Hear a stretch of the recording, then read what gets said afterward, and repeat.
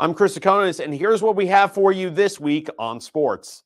The Yankees drop Game 1 to the Astros. They look to even up the ALCS tonight. The Giants keep on winning, improving to 5-1 on the season. WFAN's Paul Dottino breaks it down for us. New York City FC advances to the Eastern Conference Semifinals. Radio voice Glenn Crooks tells us what to expect ahead of Sunday's big match against Montreal. Plus, the latest on the Jets ahead of Sunday's game against the Broncos. Rutgers faces a must-win against Indiana, and the high school football regular season wraps up this weekend. All that and more coming up on sports. The Yankees will look to even up the ALCS at 1 game apiece tonight after dropping Game 1 to the Astros 4-2 last night in Houston. The star in Game 1 was the Astros starter on the mound, Justin Verlander. He struck out 11, allowing only 1 run in 6 innings of work. For the Yankees, the focus now shifts to Game 2 tonight. They'll start Luis Severino on the mound to go up against the Astros' Framber Valdez. First pitch is at 7:37. Well, the Giants are right in the thick of the NFC East race, standing at 5-1 ahead of Sunday's road game against the Jaguars. Head coach Brian Daboll says one key to the team's success has been an ability to form an identity with a young group. I just say we work hard. We try to do what we need to do each week, put the time, effort, and energy into our preparation, to our process, and then go out there and leave it on the field on Sunday, empty the tank, so to speak, and then come in and do it again the next week. Don't get too far ahead of yourself. Don't really concentrate on things that have happened in the past. Focus on, turn the next page and focus on that page. The Jaguars are a young and promising team in their own right, and while they haven't quite matched the Giants' success, only with a 2-4 record, they'll certainly pose some challenges on Sunday.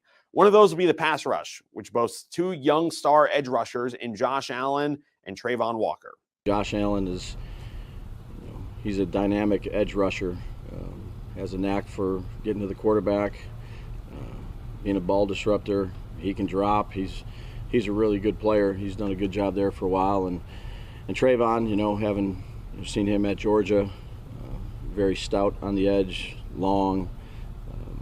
He's a good player. We'll have our work cut out for us. One young player that has risen to prominence is rookie tight end Daniel Bellinger, a 4th-round pick out of San Diego State. Bellinger has become a valuable weapon in the passing game with 17 catches for 139 yards and 2 touchdowns. We've asked him to do a lot of different things. We put a lot on his plate.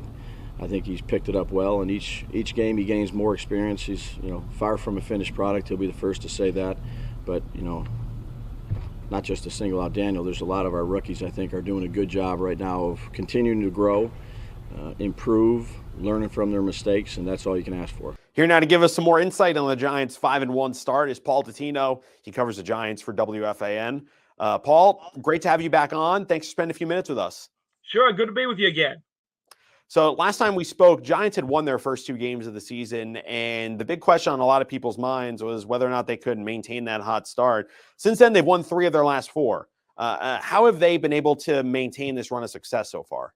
Well, certainly a lot of credit goes to the coaching staff. I think their game plans have been simply outstanding, and quite honestly, you could argue that they've outcoached almost every one of their opponents so far this season. I don't know how long that's going to continue, but it certainly makes the front office feel very good about the job those guys have done.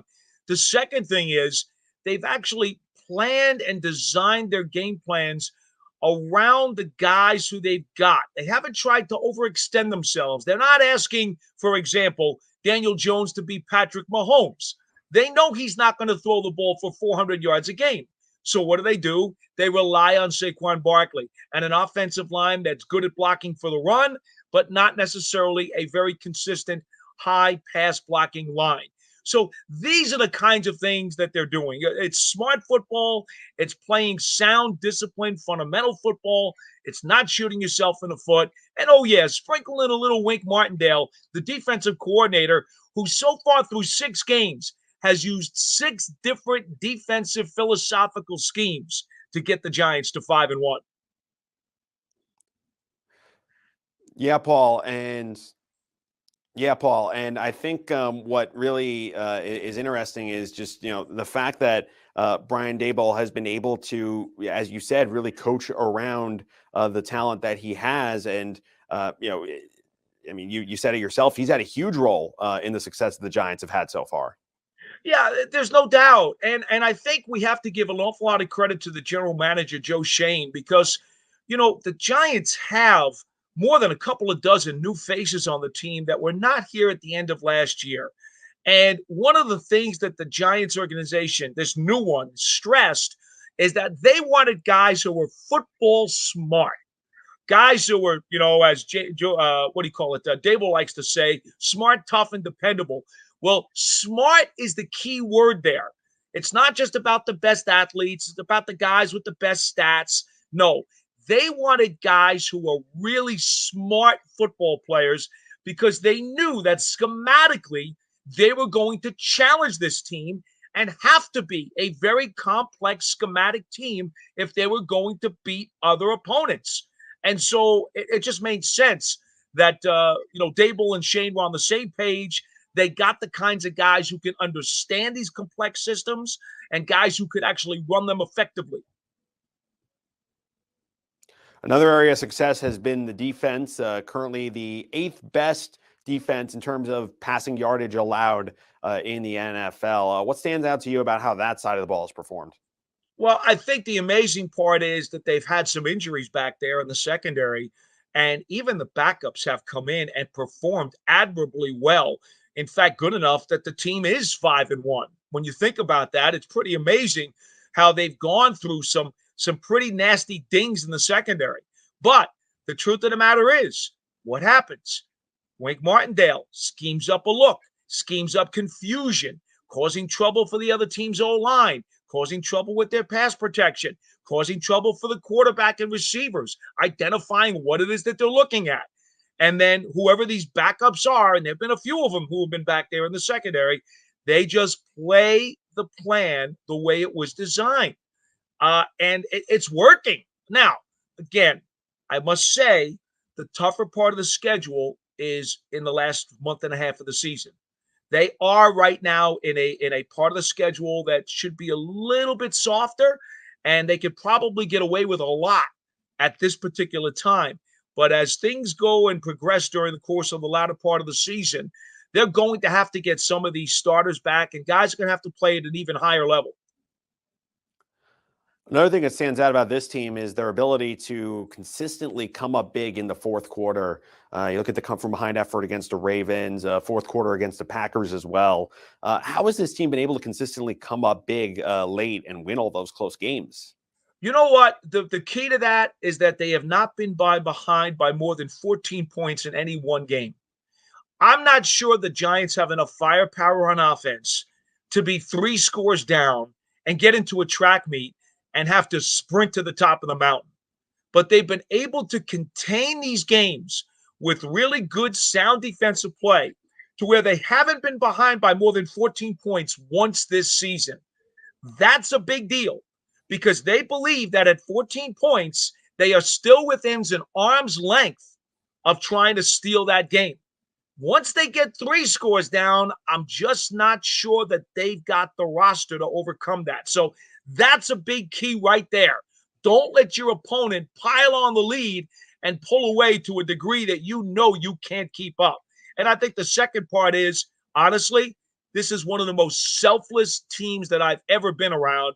These guys believe in each other. They play for each other. The entire defense was ecstatic over Kayvon Thibodeau's first NFL sack when he sealed the game against Baltimore last week, stripped the ball free, and Leonard Williams recovered it to ice the game.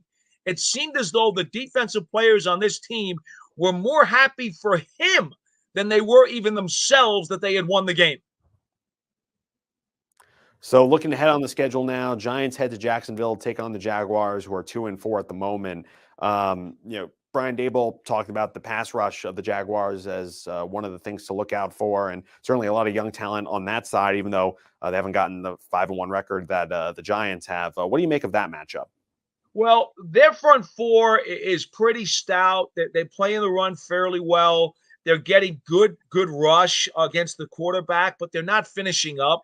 They only got about 10 sacks on the season.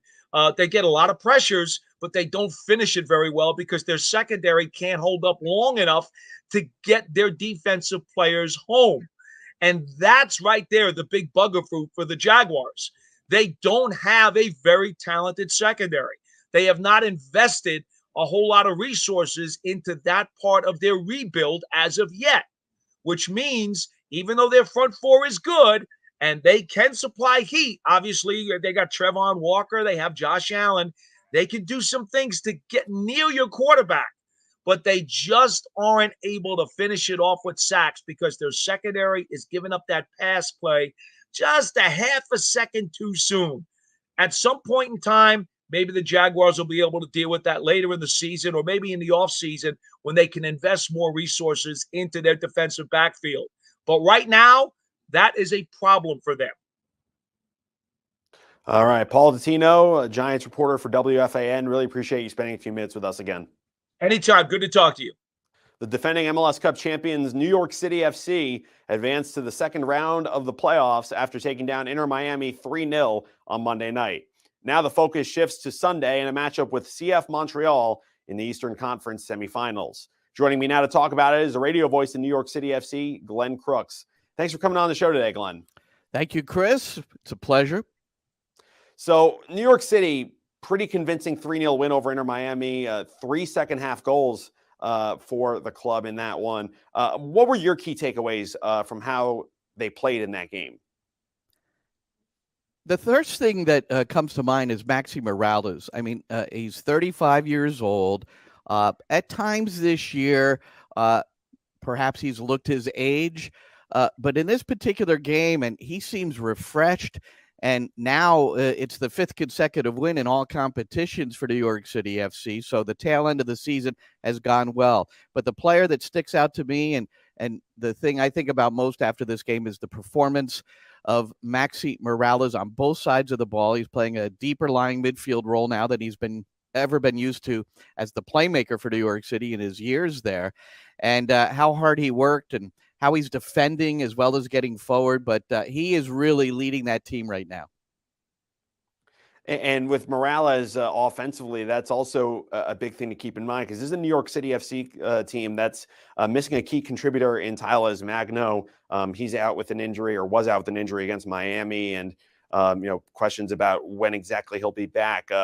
How much of a role did he play in City's ability to adapt on the attacking side of the pitch? For Tyler Magno or Maxi Morales? For Maxi Morales filling in for Tyler Magno. Yeah. So, well, he filled in some of the areas, including scoring a goal, which is a goal that really was made its mark on social media because there was a 19-pass buildup to the Morales goal.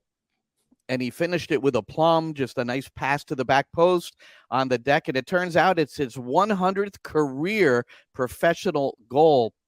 So the all-time assist leader for New York City, also scoring the goals on the professional level and with New York City. But that's just his third overall this season.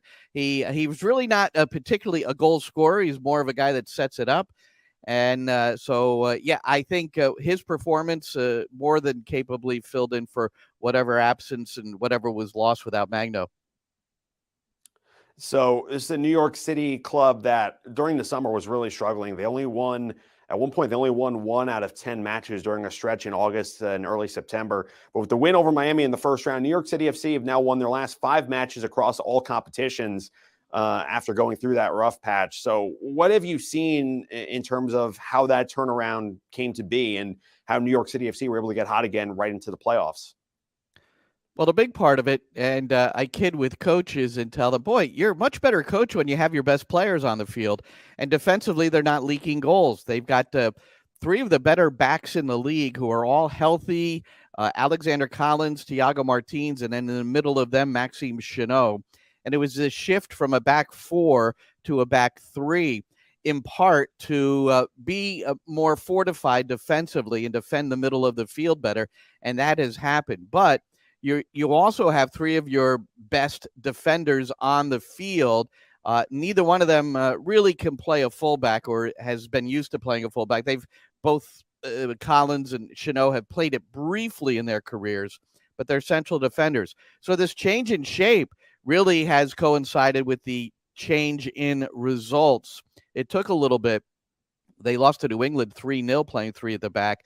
But again, they didn't have those 3 particular individuals leading that back line. So that's been the biggest difference. And I think, when you don't leak goals and the individual errors that were leading to some goals, it makes it much more possible that you're gonna advance in these knockout stages. So now they play a CF Montreal team that has gone through a really stunning turnaround, really struggled out of the gates heading into their first match against New York City FC back in March, which New York City won easily. And then, now they find themselves as the second best team in the East, a few points ahead of New York City FC and just behind, the Eastern Conference top seed, which is the Philadelphia Union. What have you seen out of Montreal's turnaround, and how will that influence how City should approach this matchup? Well, I think the thing you have to look at first, and being an older guy, I look at the old players, and you've got 39-year-old Kai Kamara up top scoring goals. He scored in the playoff win in this last match for Montreal to move themselves into this position to play New York City and host. They defeated Orlando City 2-0. And it's just really the coming together under Coach Wilfred Nancy, who I think is an unbelievably wonderful story too. He's been with the club for a very long time, first as an academy coach, then as an assistant coach on the first team. So he's so familiar with the surroundings, and the club means so much to him. And I think that's kind of how the team has taken to him. And you're seeing them play, whether it's personnel or whether it's just feeling. They're playing with a level of confidence and with a level of representing the badge of CF Montreal that we haven't seen in quite some time. They haven't won a playoff game since 2016. In fact, they played in the COVID-altered MLS Cup playoffs in 2020 and lost to New England 2-1. But they weren't even in the playoffs for the previous years prior to the 2016 victory over Toronto. But then they lost the next game. That was back when it was two legs. And so it's been a rough go for Montreal. So I'm very happy for Nancy and for the team. And they're going to be very difficult in what will be a rather raucous Stade Saputo on Sunday. Yeah, Glenn. And the thing that stood out, I was looking at the stats after the game. CF Montreal right now, 5-match win streak after their first round playoff win in their own right over Orlando City. Now, the last time they had won 5 straight across all competitions was in 2015 when they ended up in the Eastern Conference Finals against their Canadian rival Toronto FC. So that I think is a bit indicative of where this CF Montreal team stands in terms of how they've played. Yeah, they had a guy named Didier Drogba back then, and now Kai Kamara trying to fill that role, along with Georgi Mihailovic, who unfortunately on the U.S. men's national team side, on the international level, he suffered an injury right before a camp and appears to be no longer in the mix to go to Qatar with the U.S. men. He had a conversation with Greg Berhalter, which he just termed not particularly satisfying. So you'd have to assume that means there's no way he's going. But he's massive for this team, and he's both assisting goals. He's scoring at a pretty high frequency. He has a lot of energy. If you check the GPS at the end of the game, he'll be covering more ground probably than any player on the pitch. And he's up there. If Kamara does start, he's got that support of Mihailovic, and it's a nice little combination. But they've also got this kid that many people may not have heard of. They've heard of Kone, the one that's more on the international scene, who unfortunately is going to be out of the World Cup for France following an injury. This guy is Ismail Kone, and he's added some juice to the midfield, and he's another player to watch in this game. All right, Glenn. We're really looking forward to that match this weekend. Really appreciate the time. Glenn Crooks, radio voice of New York City FC, and he'll be calling the match up in Montreal on Sunday. So, Glenn, really thank you for coming on today. Thank you, Chris. Appreciate you having me. It's another big weekend for the Jets, who come into this weekend's showdown with the Broncos on a 3-game win streak. New York's coming off a big 27-10 win over the Packers at Lambeau Field back in Week 6. Once again, the youth movement continues to pay dividends for the Jets. On the defensive side, Quinnen Williams came up big, pressuring Aaron Rodgers in the win. Head coach Robert Saleh still thinks there's room for him to get even better. He's in tremendous shape, and he's playing at a great level, and he's only 23, right? 24, and he's still a pup, so he hasn't even reached full maturity in terms of manhood. Another key contributor on the defensive side has been rookie cornerback Sauce Gardner. He continued his hot start to his NFL career in a 6-tackle performance in the win over Green Bay. So he is a special talent, and what's great about him is that he's just absorbing so much information, and he knows that he has a long way to go, and he knows he's got a ways to get better, and he's relentless in his pursuit to get better. So we got a good one, and he'll continue to get better. Now the Jets head to Denver on Sunday, but who will they be up against? Broncos quarterback Russell Wilson may not be ready to go, as he's dealing with both a partially torn lat and a hamstring injury. If he doesn't get the start, it'll be backup quarterback Brett Rippon under center on Sunday. Well, after a 3-game losing streak to open Big Ten play and a bye week that saw the departure of offensive coordinator Sean Gleason, Rutgers now looks to regroup with a homecoming matchup against Indiana on Saturday. The Scarlet Knights will have a boost in the quarterback room, as freshman Gavin Wimsatt will return to the rotation after missing the last 3 games with an injury. He practiced last week, made some strides, so he's handled it well. I mean, he's disappointed that he was injured and couldn't compete, but it's good to have him back. Wimsatt now rejoins an offense that will play its first game under interim offensive coordinator Nunzio Campanile. Offense has been a major struggle for Rutgers, as they've scored just under 11 points a game in conference play. Campanile now has the task of trying to get the offense back into a rhythm for a Scarlet Knight team that needs to win 3 of its last 6 to become bowl eligible. Guys have worked hard to adjust to some of the tweaks that we've made. Again, the energy's been great, and that's really what I can judge right now. We'll see how that all adds up on game day, but they've worked very hard. Some guys that otherwise probably would have got a little more rest worked because there were some things that they had to get accustomed to. Shiano also added that while player development is important for a young team like Rutgers, at the end of the day, the goal is to win now.